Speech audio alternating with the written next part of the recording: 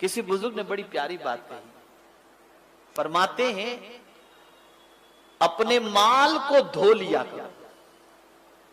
क्या करो? बोलो, धो लिया करो। उन सामने वाला समझ नहीं सका कि माल को धोने से क्या मुराद है, क्या धोना। जैसे दाल को धोते हैं, आटे को गूंदते हैं, पानी से सब कुछ करते हैं, ये सब ये धोना इसी तरीके से क्या मुराद है, धोने से क्या मुराद है, वो समझ नहीं सके। तो बुजुर्ग फरमाते हैं कि माल को धोने से मुराद ये है कि अपने माल में से कुछ हिस्सा दूसरों के लिए निकाल दो, तुम्हारा माल धुल जाए, धुल जाए, माल साफ हो जाए।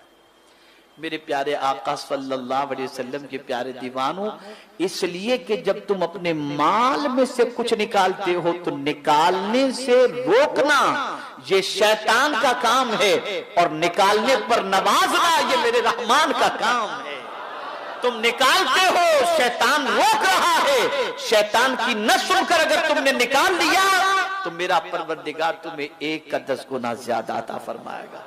वक्त ज्यादा हो गया, लेकिन ये निकालने की बात आई तो एक वाकया याद आ गया, अर्ज कर दूं। एक मरतबा दुरूद शरीफ पढ़ ले। अल्लाहुम्मा सल्लि अला सय्यिदिना व मौलाना मुहम्मदिन मादनिल जूद वल करम व आलिहिल किराम व इब्निहिल करीम व बारिक व सल्लिम सलातम व सलामन अलैका या सय्यिदी या रसूल अल्लाह सल्लल्लाहु तआला अलैहि वसल्लम। गालिबन हजरत मूसा अलैहि सलाम या हजरत ईसा अलैहि सलातु व सलाम के दौरे पाक की बात है।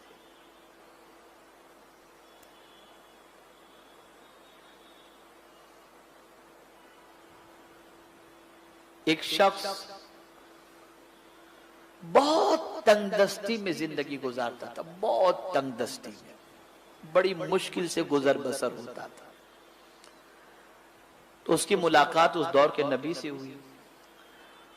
उसने कहा, या नबी अल्लाह, अल्लाह की बारगाह में दुआ करें, कुछ बरकत हो जाए, बहुत मुश्किल से गुजर बसर होता है। कहा ठीक है।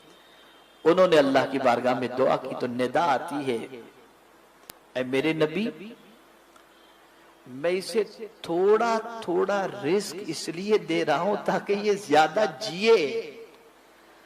अगर ज्यादा रिस्क दूंगा और इसके हिस्से की सारी रोजी जल्दी जल्दी मिल जाएगी तो जल्दी मर जाएगा ये, इसलिए थोड़ा थोड़ा दे रहा हूं। वो नबी उस बंदे से कह चुके, फरमा दिया उन्होंने कि भाई अल्लाह की तरफ से तेरे लिए जवाब आया है। कहा ठीक है, जो भी है, जिंदगी जितनी है जिएंगे, लेकिन मुझे अब थोड़ी थोड़ी नहीं, एक अच्छी तरीके से एक साथ में मिल जाए तो बहुत अच्छा है। अल्लाह के नबी ने दुआ की, परवरदिगार ये बंदा चाहता है कि तू इसके हिस्से की सारी रोजी एक साथ में अता फरमा दे। अल्लाह अज़्ज़ व जल्ल ने उस दौर के नबी की दुआ कबूल फरमाई, उसको रोजी सारी की सारी मिल गई, अब खूब मिल गई रोजी। तो अब जब हिस्से की रोजी मिल गई तो अब जाहिर सी बात है कि माल खत्म होगा, मौत वाक़ई हो जाएगी, रोजी खत्म हुई, मौत वाक़ई होगी। लेकिन आप जानते हैं, अल्लाह अकबर, अल्लाह अकबर, वो शख्स भी होशियार था। जब बहुत सारा माल जिंदगी भर की कमाई उसको मिल गई एक साथ में, तो उसने शहर में ऐलान कर दिया, जितने भूखे हों मेरे यहाँ आज से लंगर जारी हो जाएगा, आकर के खाना खा लिया करो। अब रोज इसके यहाँ लंगर जारी हो गया। अब उस दौर के नबी एक हफ्ते के बाद उसके घर के करीब से गुजरे तो देखा उसके यहाँ लोग खा रहे हैं और लंगर जारी है और सब गल्ला वगैरह पड़ा हुआ है। तो आपने सोचा कि चलो ठीक है, एक आध हफ्ता और चलेगा, फिर उसके बाद गल्ला भी खत्म और ये भी खत्म। अब 15-20 रोज के बाद वहां से गुजरे तो देखा गल्ला वैसा ही वैसा भरा पड़ा है और इसका लंगर जारी ही जारी है।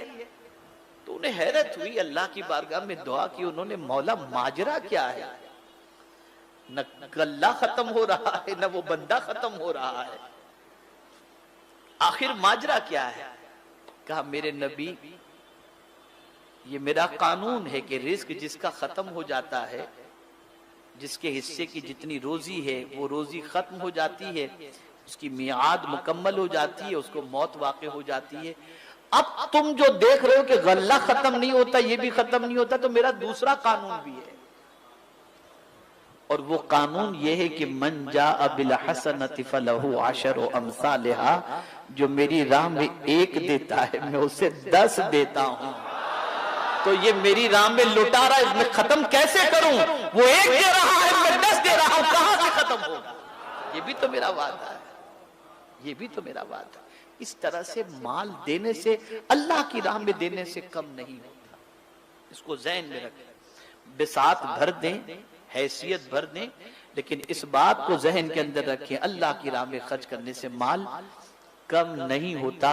बस ये याद रखें, दिल को भी पाक करो, निगाह को भी पाक करो, दिमाग को भी पाक करो, जबान को भी पाक करो, कपड़ों को भी पाक रखो, जहां रहो वहां पाकीज़गी इख्तियार करो। इंशाअल्लाह अज़ीम परवरदिगार कामयाबी अता फरमाए।